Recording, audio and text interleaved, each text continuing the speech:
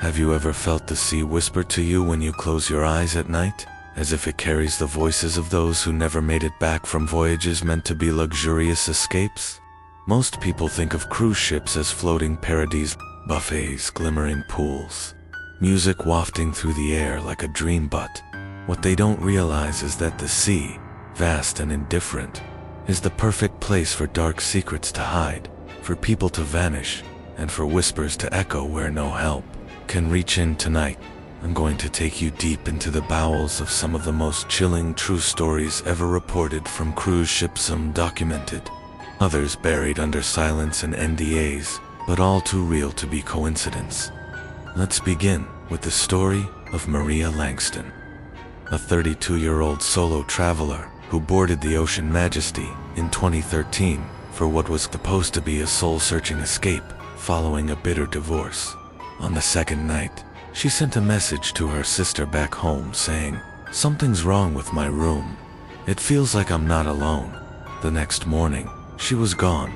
Her luggage remained, her passport untouched, but Maria had vanished without a trace.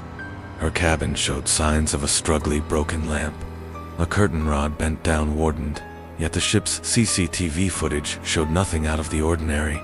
The official report presumed overboard, despite the fact that the ship was docked. Her sister believed she was taken, not by someone, but by something. As Maria had shared bizarre experience wishers through the vent, footsteps on the ceiling, and a shadow that would stand at the edge of her bed each night, vanishing when she turned on the light.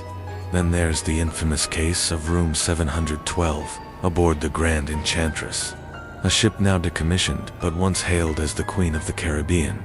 In 2009, passengers in the adjacent rooms began complaining about late-night sobbing and a distinct smell of seawater leaking through the walls, yet room 712 was unoccupied at the time. When a new guest, a travel blogger named Kenji H., was assigned the room, he lasted one night barely. His final blog post, written at 3:47 a.m., read, "It's not a ghost. It's something older, something angry. It wants me to open the door."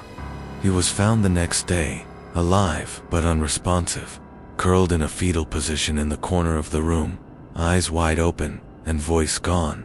He never spoke again. Then there's the tale of the haunted Deck 13, known informally by the crew of the Aria Nova as the Forgotten Floor.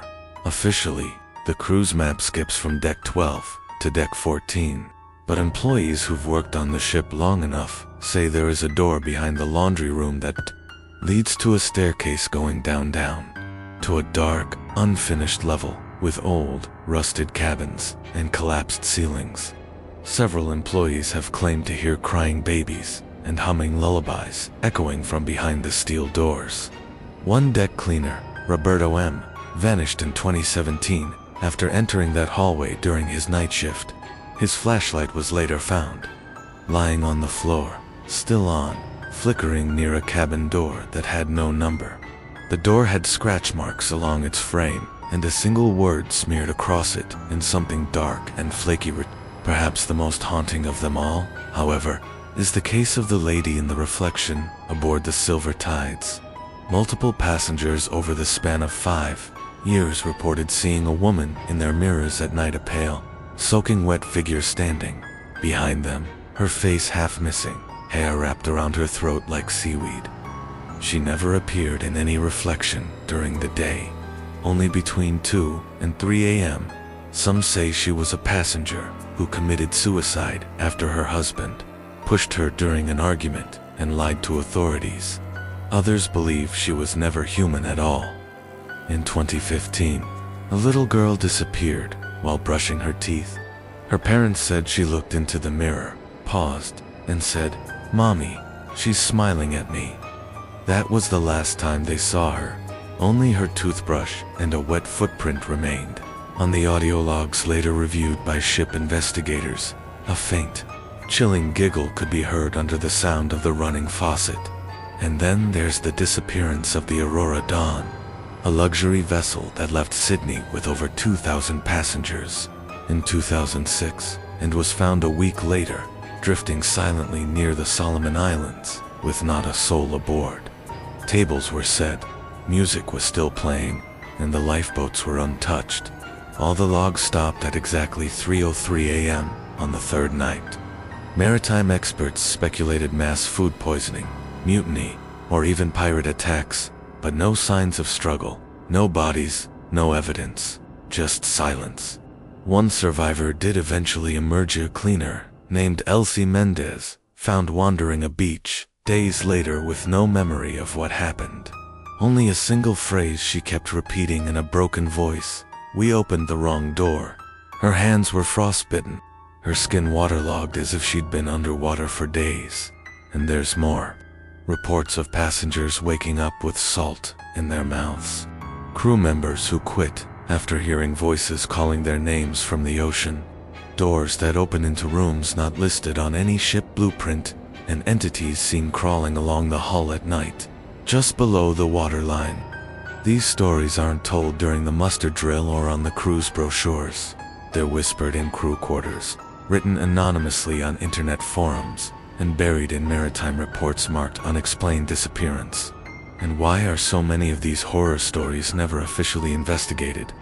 Cruise lines protect their reputations fiercely, and the ocean, with its endless depth, makes it the perfect accomplice. Deaths are often ruled accidental, suicides are barely questioned, and missing persons cases vanish just like the people themselves, welled whole by an industry more concerned with champagne sales and shuffled decks than truth. If you ask the seasoned crew, they'll all tell you the same thing: never take the last cabin on the lowest deck, never answer a knock at your door past midnight, and never, ever look too long into the mirrors. Some say the sea gives back what you lose. Others know it only takes. So the next time you board a cruise ship, smile at the staff, sip your cocktail, and enjoy the music, but remember that beneath your feet lies a dark abyss, a place where voices echo forever and shadows cling to the hull like old barnacles. Thank you for sailing with us, and may all your nights at sea be dreamless.